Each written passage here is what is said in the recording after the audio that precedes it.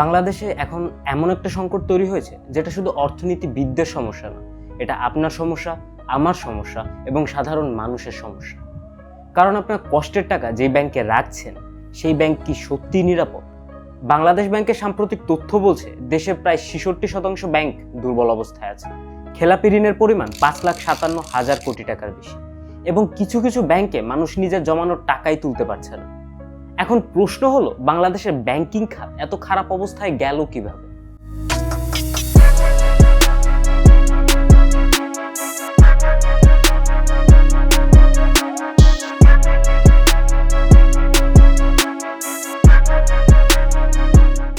বাংলাদেশের অর্থনীতির সবচেয়ে গুরুত্বপূর্ণ স্তম্ভগুলোর একটি হলো ব্যাংকিং সেক্টর। কারণ এই ব্যাংক থেকে ব্যবসায়ীরা ঋণ নেয়, মানুষ তাদের সঞ্চয় রাখে আর সরকার অর্থনীতি চালায়। কিন্তু এখন সেই সিস্টেমের ভেতরেই তৈরি হয়েছে ভয়ঙ্কর ফাটল। বাংলাদেশ ব্যাংকের তথ্য অনুযায়ী 2026 সালের শেষ অবধি দেশে খেলাপি ঋণের পরিমাণ দাঁড়িয়েছে 5,57,000 কোটি টাকারও বেশি।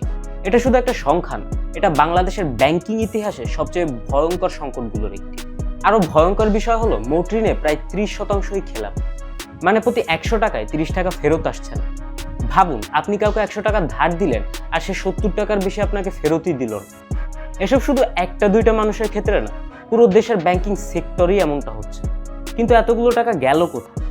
অর্থনীতিবিদদের মতে বাংলাদেশের ব্যাংকিং সেক্টরের সবচেয়ে বড় সমস্যা হলো রাজনৈতিক প্রভাব, দুর্নীতি এবং অর্থ পাচার।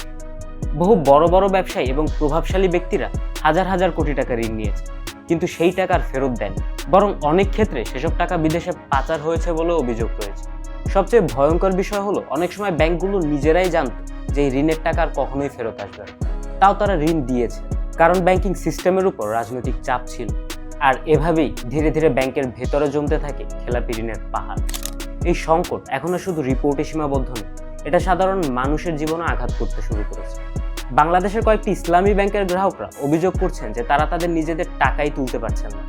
কেউ কয়েক দিন ধরে অপেক্ষা করছেন, আর কেউ কয়েক সপ্তাহ। কিছু কিছু শাখায় আবার বলা হচ্ছে আজ টাকা নেই, পরে আসুন। ভাবুন তো, আপনার নিজের জমানো টাকা, কিন্তু ব্যাংক সেটা আপনাকে ফেরত দিতে পারছে না। আর এটাই শুরু মানুষের ব্যাংকিং সেক্টরের উপর থেকে বিশ্বাস ভেঙে পড়া। কারণ ব্যাংকের সবচেয়ে বড় শক্তি হলো সাধারণ মানুষের বিশ্বাস, আর এই বিশ্বাস যখন নষ্ট হয় তখন পুরো অর্থনীতি কেঁপে ওঠে। বাংলাদেশ ব্যাংকের তথ্য অনুযায়ী 23টি ব্যাংকে বিশাল মূলধনের ঘাটতি রয়েছে, আর এই ঘাটতির পরিমাণ প্রায় 2,82,000 কোটি টাকা।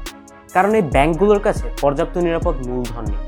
সহজ ভাষায় বলতে গেলে, বড় ধরনের আর্থিক সংকট তৈরি হলে এই ব্যাংকগুলো টিকে থাকা সমস্যায় পড়তে পারে।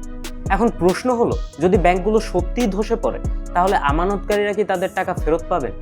বাংলাদেশে ডিপোজিট ইন্স্যুরেন্স নামের একটা ব্যবস্থা আছে, মানে ব্যাংক বন্ধ হয়ে গেল সরকার নির্দিষ্ট পরিমাণ টাকা ফেরত দেওয়ার চেষ্টা করবে। কিন্তু সমস্যা হলো, এর পরিমাণ খুবই কম। বর্তমান নীতিতে মাত্র 1 থেকে 2 লাখ টাকা অবধি ফেরত পাওয়ার সম্ভাবনা রয়েছে। মানে আপনার ব্যাংকে যদি 10 লাখ টাকা থাকে আর ব্যাংক যদি ধসে পড়ে, তাহলে পুরো টাকাটা ফেরত পাওয়ার সম্ভাবনা তেমন একটা নেই। আর এটাই সবচেয়ে বড় ভয়। তবে একটা গুরুত্বপূর্ণ বিষয় হলো, সব ব্যাংক একই অবস্থায় নেই।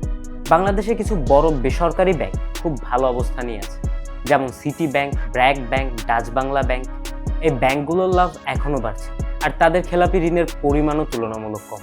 মানে পুরো সিস্টেম এখনো ধসে পড়েনি, তবে সিস্টেমের ভেতরে বেশ ভালোই দুর্বলতা তৈরি হয়েছে। বাংলাদেশের অর্থনীতি এখন একটা গুরুত্বপূর্ণ মোড়ে দাঁড়িয়ে আছে। একদিকে বাড়ছে ঋণ, ডলার সংকট এবং ব্যাংকের দুর্বলতা, অন্যদিকে সরকার চেষ্টা করে যাচ্ছে সংস্কার আনার।